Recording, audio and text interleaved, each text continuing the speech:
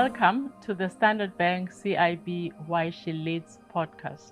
In this series, Standard Bank CIB shines the light on powerhouse deal makers who happen to be women.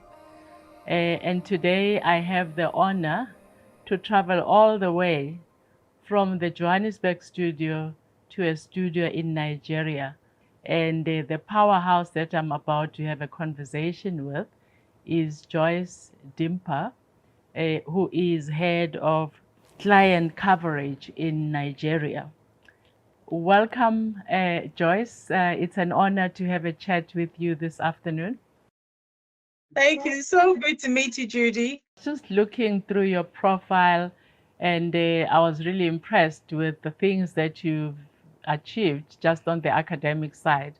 Masters in Finance, Chartered Financial Analyst. How would you say your qualifications have prepared you for the position that you hold? Going through the financial services industry, my first degree was in anatomy and medical science. One of the things I like to do is knowledge. I have a huge thirst and hunger for knowledge. Curiosity is very critical for me. But going through the industry that is male dominated, going through sectors that degrees, certificates were important, it was also critical for me to ensure that I was able to learn and use those same tools to get better at what it is that I do today. So being a CFA charter holder was a second step for me. The first one was getting my ACCA, which was my accounting career. So I was in banking and my first degree was in medical sciences.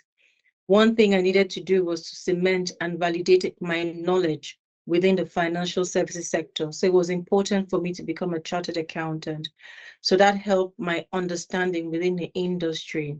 But I would say that the interesting thing about learning is that once you do something, you just want to keep learning. So finishing my accounting background career, the next thing was to go and then become a chartered financial analyst. But that was actually a challenge for me from my first mentor, Roosevelt, who was also doing the exam, and he introduced me to it and said it would be great to register for it now that I've finished. It was a big one and a tough one, but I would say one of the biggest victories for me so far. And I'm very glad I did it. It's helped me even further, even if I did it at a later stage in my career, because what it did for me and in my organization at that time was I was doing it at a senior level. I was a woman. I was not even in treasury.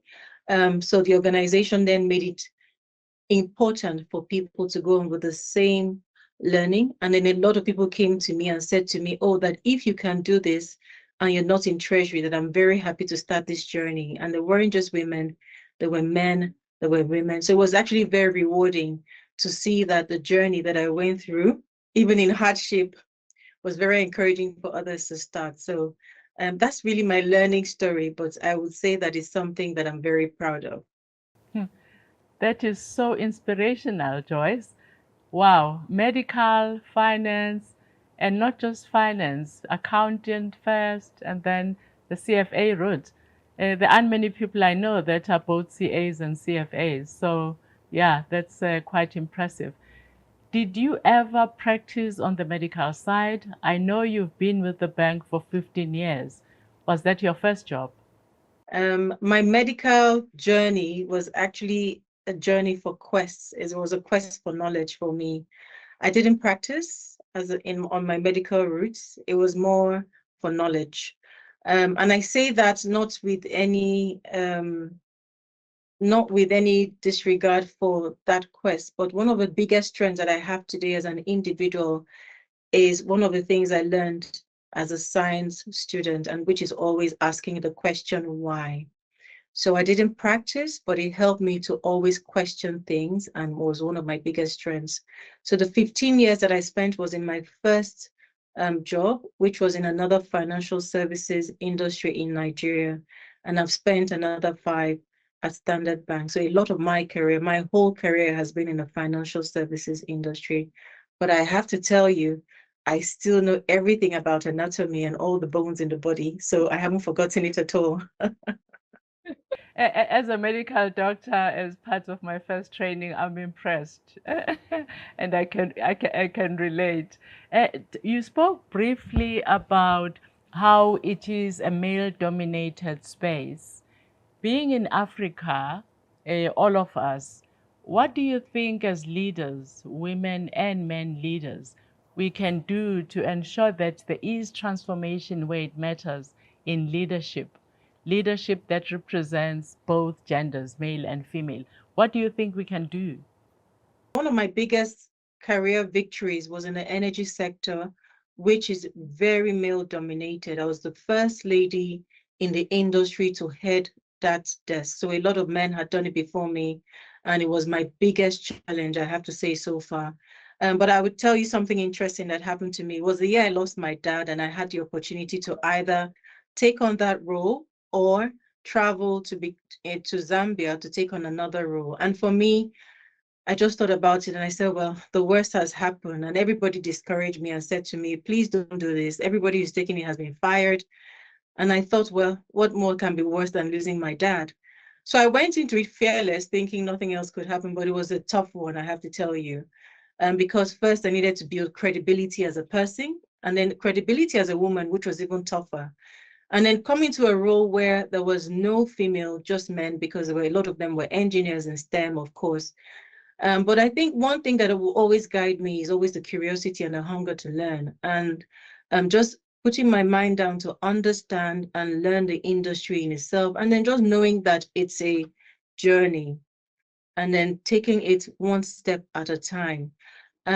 So from a team where we didn't have women in, before I left that table, we had at least 50% representation from women who wanted to also be part of that team because they had seen me come into it, they had seen it happen. And every time I saw them, I said to them, just give yourself 1 year. All you need to do is focus on it.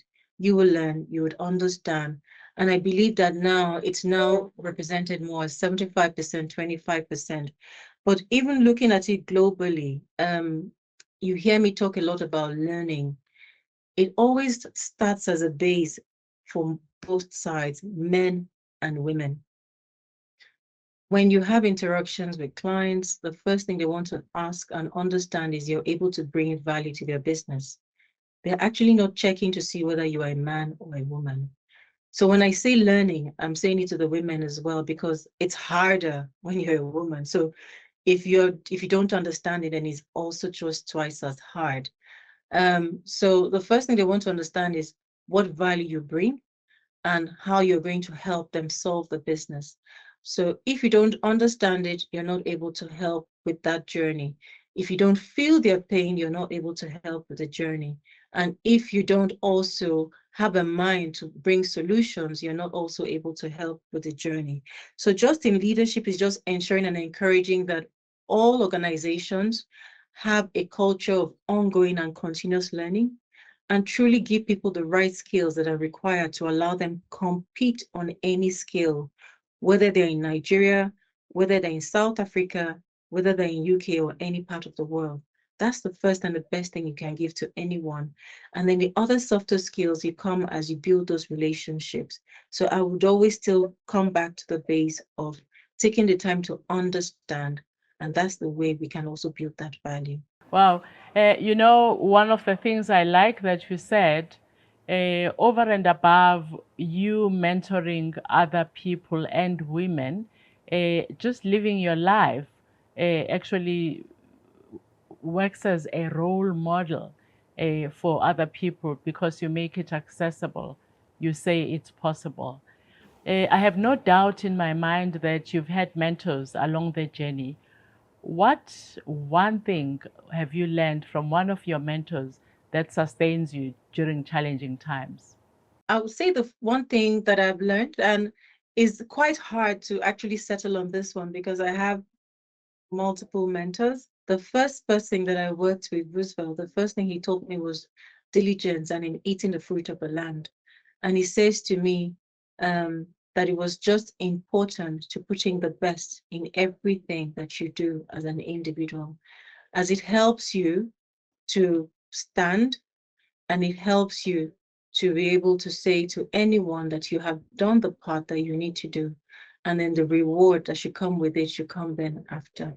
So it was about diligence and reward. He taught me a lesson about diligence and reward. That was one thing that was critical for me in the first stage of my career. And if you allow me go on, I would say the second person, who was a lady, then taught me about wisdom. And in understanding that as I go on and early in my career and higher in my career, that I'm not going to be able to access everywhere my male colleagues can access. So I need to understand how I want to navigate the next course of my journey. And she was female. And she said to me that I need to be able to go through my career with wisdom, understanding that I can't go to all those places, but then I need to ask myself, what do I need to bring to the table to ensure that I'm still able to deliver, even if I can't make it to all those places that my male colleagues will go to? And that also helped me to understand how to navigate the next part of my journey.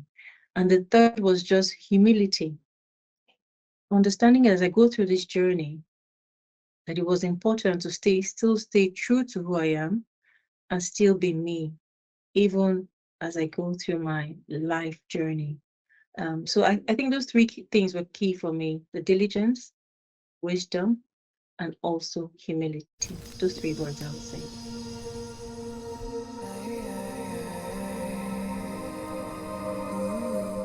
I'm happy to say, Joyce, that we have a clip from one of your mentors, so we'll play it now. My dear Joyce, happy to send you this very special message. I am super proud of the work that you are doing and the values that you continue to live by at work and in your personal life. I pray that you continue to be a beacon of light to your colleagues within the Standard Bank Group and wish you the very best. Keep the flag flying high. My Wow. goodness, I can't believe it. Oh my God. Yeah, that feels special, right? It was just awesome. You can't even understand how it feels. I sent her email yesterday. I can't even believe it. It's so good to be surrounded people that make it possible for you, but obviously you are the driver of your destiny and your self-improvement. But to have the support is so important. And I have no doubt that you also mentor others. And maybe you can just share what you might have learned from the people that you mentor. I would say that one thing I've learned from the people that I mentor, and it's quite interesting to share that, is not to give up. A lot of the strength I actually received were from my mentees when I was also down, and he'll tell me, don't worry, you're the best, you're good at this, just keep going. And I would say the one thing they told me was not to give up, never give up. They're a young generation, but there's a strength, an innate strength that I would say I find in a lot of the young people that I also mentor. They are really strong people, and they've given me the strength not to give up. Oh, that's amazing. You have passion for empowerment, financial inclusion, and just literacy training of people. What informs that? One thing that I would say, if I can share my experience, was I read a book. It was a long time ago, about 20 years ago. Still can't remember, but a lot of the things in there, but there were things that caught me, and it was Rich Dad, Poor Dad. And it made it clear to me that if there was one thing I didn't want to be in, was to be caught in what they call a rat race. So the quest for just being independent, the quest for being financially free was very important for me. And once I got the learning, it was important for me to share with others as well, because I realized that it gave me a lot of strength and passion in putting in my best into my workplace, because then I wasn't focused on this or that or what the reward was. It was now really focused on the best of me, as opposed to focusing on the reward. Not like reward is not important, don't get me wrong, but then I could put my attention on where it really needed to be. So that really impacted me, and I wanted to share the same thing with everyone who I mentor, just to make it easier for them to also be able to go through their workplace journey. So that's one of the reasons that I share that. And I have a huge, huge quest for knowledge when it comes to finance. And I like to share that knowledge as well. That's one thing that I would say is drives me in the sharing of that knowledge. Oh, great. Thanks very much for that, Joyce. And to the interesting part now. Twins that are 2-year-olds and your senior position within the bank, how is that juggling act? I have to laugh and smile at that one because I have to say that's one of the biggest juggling arts I've ever seen in my life. I'm still working at that one. I tell people I haven't slept for 2 years, but it's so rewarding just growing and also watching my babies grow. So I can't complain even without sleep for 2 years, but it's been an interesting journey. And every time I talk to moms and tell them, oh, you didn't tell us this is how it would be, they say to me, if we did, you'll never do it. So I'm very happy to also do the same thing they've done to me, to my other friends, not tell them how it's going to be. But I can't complain. Standard Bank has been amazing. I couldn't have done this anywhere else. It really allows you to be a mom. It allows you to be the best of who you are. And we're truly grateful to be in an organization like Standard Bank. I don't take it lightly at all because I know that I have colleagues in other industries, in the finance industry and in other places where it's, of course, I'm sure they're going through the same, but I have to give all that gratitude to the organization because I see others who are also going through the same journey and they're doing well. Not easy, but they're doing well, I have to say. Oh, Thank that's you. great. A quick one on that. As a new parent, has it changed you? Has it taught you anything about yourself that you didn't know? I love that question. I'm a twin mom of a boy and a girl. And I'm sharing my experiences now with everyone. And more importantly, also focusing on women. I see the difference. Having the benefit of bringing up a boy and a girl at the same time is very interesting. It might be different for others, but in my experience, I see that the boy is fearless, but I see my daughter is always calculated, wanting to take her time. She doesn't want to take the risk. So I also see myself and I ask myself, wow, that this must be why it takes us, well, it takes me, but I can't talk for others anyway, but I believe that quite a number of women in the same category, it takes us a lot longer to become, while it might take my male colleague a lot shorter because they're born natural, is natural for them to take certain risks, while women really need to take their time. So I now see my daughter and I understand that my work and my role is also help her navigate some of those concerns early on so that she can also embrace life early and understand that it's okay to fail and not be worried about some of those failures that we worry about as ladies. And growing up in Africa where you are taught to be seen and not heard, so some of those things are things that I also want to make sure that my daughter early on also experiences it a bit differently from the way that I did as a mom in Africa. Wow, that's a business school of parenting, a boy and a girl at the same time. And these are the formative years. Well done, Joyce. Uh, do you have a bucket list? And if you do, what is in it? What is still missing? What, you know, you still want to achieve? I do. I have a bucket list and it's changing over years. Every decade it changes. I think my bucket list used to have bungee jumping, skydiving. It had going to every country in the world. It's changing, and I can understand why. But I would say that I still have a few things, and I believe that travel is there. Travel is still key for me. I really do enjoy traveling, and I would definitely still like to travel to at least 100 countries. I'm on 30 something now, so I still have 70 to go. I still have 70 to go, so I hope that I have enough money to do all that travel. So 100 is still on my bucket list.